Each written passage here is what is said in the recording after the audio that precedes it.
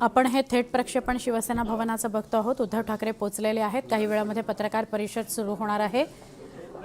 अरविंद सावंत दिसतात आणि संजय राऊत सुद्धा दिसतात बाजूला बसलेले। पत्रकारांशी संवाद साधणार आहेत। वेगवेगळे विषय आहेत। उद्धव ठाकरे पत्रकारांना संबोधित करतील। आज ते पत्रकार परिषदेत काय बोलतात हे बघणं महत्त्वाचं ठरणार आहे। मी तुम्हाला मागे बोललो नसतो, फक्त समोरचा लाईट बंद करा।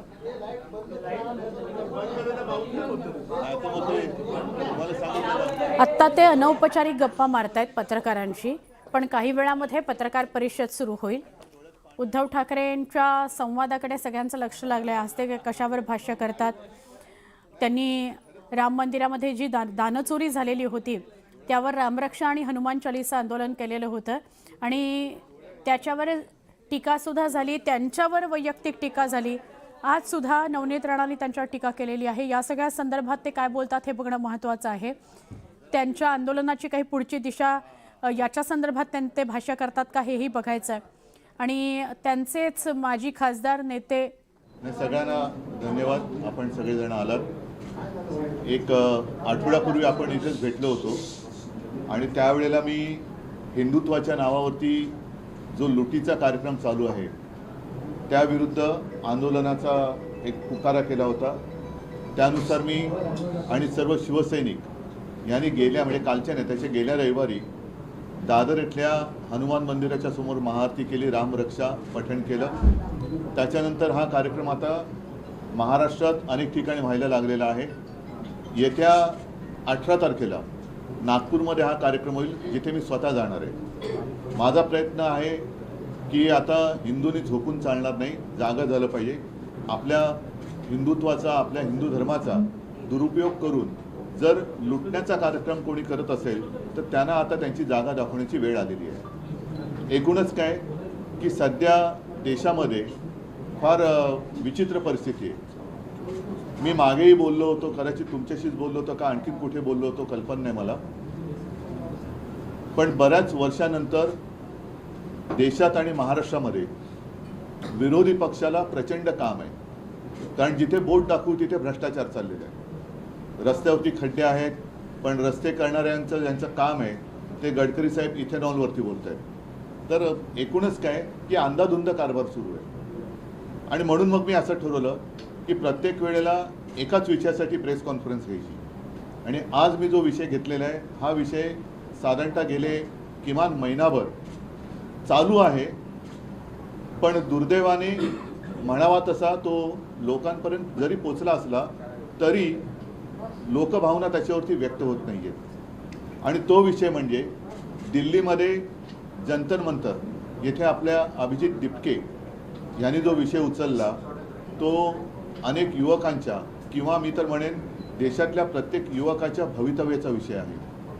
नीट परीक्षेचे पेपर फुटले, त्याच्यानंतर अनेक विद्यार्थ्यांनी आत्महत्या केल्या, कोणी त्याच्याकडे लक्ष दिलेलं नाही आहे। सरकारला वेळ नाही आहे, सत्ताधारी पक्षाला इतर पक्ष फोडाफोडीमध्ये जास्त रस आहे, पण जिथे देशाचं नशीब फुटतंय, विद्यार्थी आत्महत्या करतायत, त्यांच्याकडे लक्ष द्यायला त्यांना वेळ नाही आहे। आणि मी आजची जी पत्रकार परिषद घेतलेली आहे ती त्या आंदोलनाला आणि सोनम वांगचुक यांना पूर्ण पाठिंबा जाहीर करण्यासाठी मी ही प्रेस कॉन्फरन्स घेतलेली आहे। सोनम वांगचुक एक मला येऊन भेटून गेले गेल्या महिन्यामध्ये। नेहमी मला त्यांच्याबद्दल एक आदर राहिलेला आहे। त्यांच्या खरं म्हटलं तर बुद्धिमत्तेचा देशाने उपयोग करून घ्यायला पाहिजे, पण अशाही व्यक्तीला देशद्रोही ठरवून तुरुंगात टाकलं जातं। आज ती व्यक्ती तिकडे आमरण उपोषणाला बसलेली आहे। दिवसागणिक त्यांची तब्येत खालवत चाललेली आहे। 16 दिवस झाले। मी एक 4 दिवसापूर्वी मुद्दामून अरविंद सावंत यांना त्यांच्या भेटीसाठी पाठवलं होतं।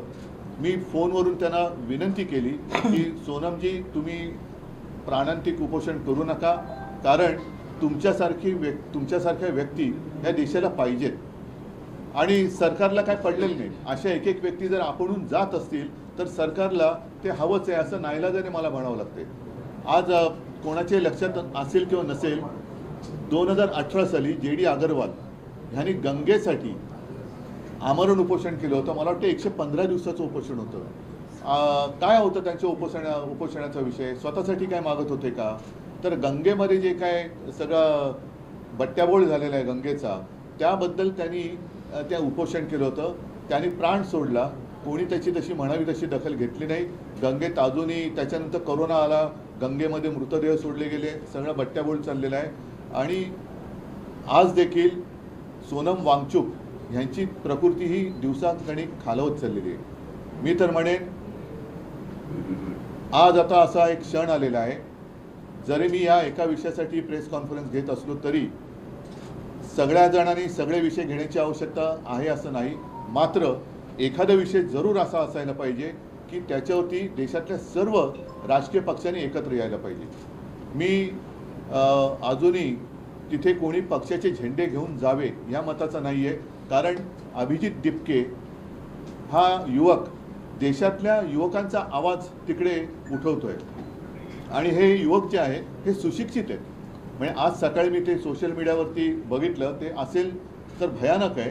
कारण 20 तारखेला मला वाटतं त्यांनी मोर्चा आयोजित केलेला आहे. आणि अभिजित दिपकेने असा एक दावा केलेला आहे की येत्या 20 तारखेच्या आत काही गुंड तिकडे सोडून हिंसाचार माजून हे आंदोलन उधळून लावण्याचा काही जणांचा प्रयत्न आहे. हे फार हिणकस आणि नीच वृत्तीचे लक्षण आहे. एकूणच सोनम वांगचुक आहेत, अभिजित दिपके आहे आणि सगळे जे काही युवक आहेत हे कोणासाठी लढत आहेत?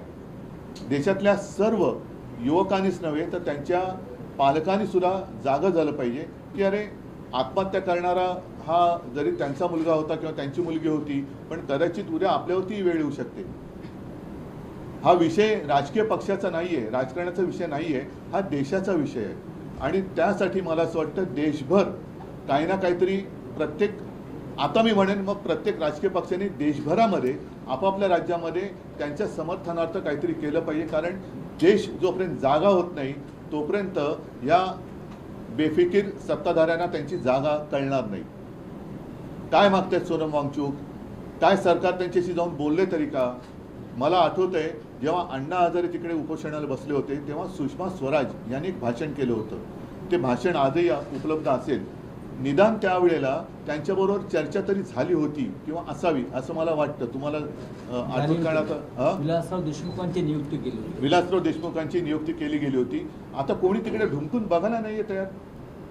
काय फरक काय पडतो? जर एखाद्या व्यक्तीकडनं एखादं काम नीट होत नसेल तर त्या व्यक्तीला बदलण्याची मागणी होत असेल की जिच्यामुळे लाखो विद्यार्थ्यांचं भविष्य हे बर्बाद होत असेल तर त्या व्यक्तीला बदलायला काय हरकत आहे? ह्याच्यामध्ये कमीपणा काय?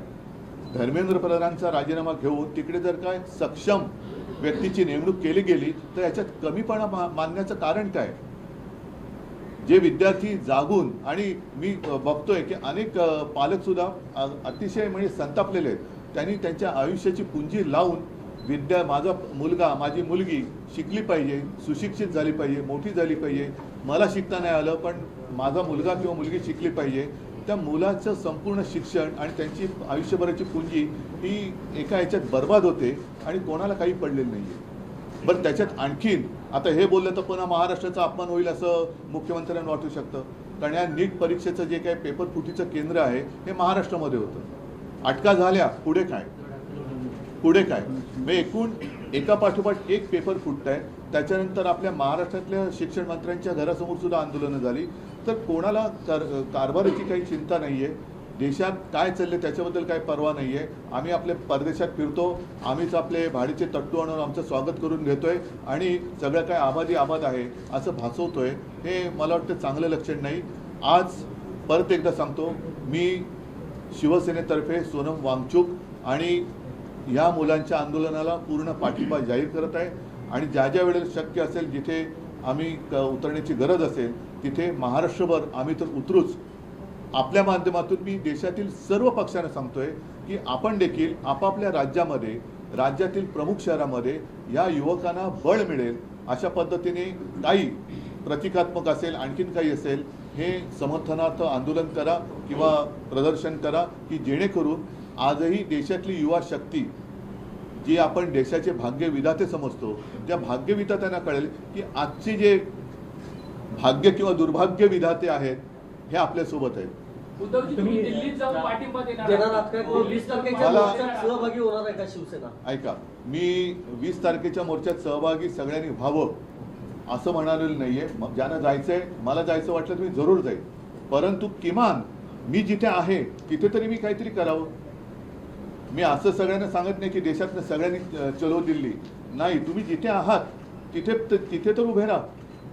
मी मुंबईत आहे, मी मुंबईत तर उभा राहिलो पाहिजे. मी पुण्यात आहे, पुण्यात राहिलो पाहिजे. मी चेन्नईत आहे, चेन्नईत राहा. बंगालमध्ये, कलकत्त्यात राहा. सर्वत्र जिथे देशातल्या सगळ्या चहूबाजूनी हे रान पेटेल त्यावेळेला सरकारला या युवकांसमोर गुडघे टेकावे लागतील. आणि म्हणून जर मला वाटलं तर मी जरूर जाईन देखील. असं काही नाही आहे की मला त्याच्यामध्ये काय वाटतंय. पण आज सुद्धा ही जी त्यांची जी चळवळ आहे ती कोणत्याही पक्षाचा झेंडा हातात न घेता चाललेली आहे. कारण नाईलाजाने मला असं म्हणावं लागतंय की देशातल्या तरुणांचा आणि युवकांचा कदाचित या फोडाफोडीच्या सगळ्या नीच राजकारणामुळे प्रस्थापित राजकीय नेत्यांवरचा विश्वास उडाला असेल आणि त्यांना असं वाटत असेल की कोणताच राजकीय पक्ष माझ्यासोबत नाही, तर आम्ही तर आहोत, पण तिथे कोणत्याही पक्षाचा झेंडा न घेता आंदोलन होत असेल तर त्याला माझा पूर्ण पाठिंबा आहे. राज्यभरात एक विषय असा आहे की तुम्हाला असं वाटतं का, कारण तुम्ही इंडिया अलायन्स मध्ये एक प्रमुख पक्ष आहात, तर देशाच्या विरोधी पक्ष नेत्यांनी म्हणजे राहुल गांधींनी या व्यासपीठावर जाऊन या आंदोलनाला समर्थन दिलं पाहिजे? जरूर. म्हणजे माझं तर म्हणणं आहे, मला वाटलं तर मी सुद्धा जाईन. राहुल गांधींनी गेलं पाहिजे. देशातील ज्यांना असं वाटतं, मग अगदी भारतीय जनता पक्षातले असले तरी, जसं मी राम रक्षा आंदोलनात भाजपच्या कट्टर कडवट हिंदुत्ववादींना आवाहन केलं होतं की ज्यांना हिंदू धर्माबद्दल प्रेम आहे त्यांनी सहभागी व्हावं, तसंच आज देखील मी पक्षाच्या पलीकडे जाऊन ज्यांना या देशातल्या युवकांबद्दल एक आस्था आहे, तो कोणत्याही पक्षाचा असो, पक्षाचे जोडे बाजूला ठेवून तिथे जावं अशी माझी सगळ्यांना विनंती नाही, आहे. 16 दिवस झालं. आणि नाही तर किमान आपण जिथे आहात, म्हणजे आता जसं तामिळनाडूमध्ये स्टालिन आहेत, ते विजय आहेत, केरळामध्ये आता काँग्रेसचं सरकार आले, कर्नाटकात आहे, तिकडे ममता दिदी जरी विरोधी पक्षात असल्या तरी सर्वांनी, अखिलेश आहेत उत्तर प्रदेशमध्ये, छत्तीसगडमध्ये कोण असतील, झारखंडमध्ये कोण असतील, तर संपूर्ण देशात किमान त्या राज्यातल्या प्रमुख शहरामध्ये सगळे जर का रस्त्यावर उतरले आणि याला पाठिंबा दिला तर मला वाटतं देशात नाही, पण 16 दिवस आंदोलन सुरू आहे. राहुल गांधी जिथं राहतात हाकेच्या अंतरावर आहे. तिथून जनता बघा, हा गेलेले नाहीत. विषय राहुल गांधींच्या भविष्याचा नाहीये. हा विषय देशाच्या युवकांच्या भविष्याचा आहे. म्हणून आपण त्याच्यावरती चर्चा करूया. कोणी काय करायचं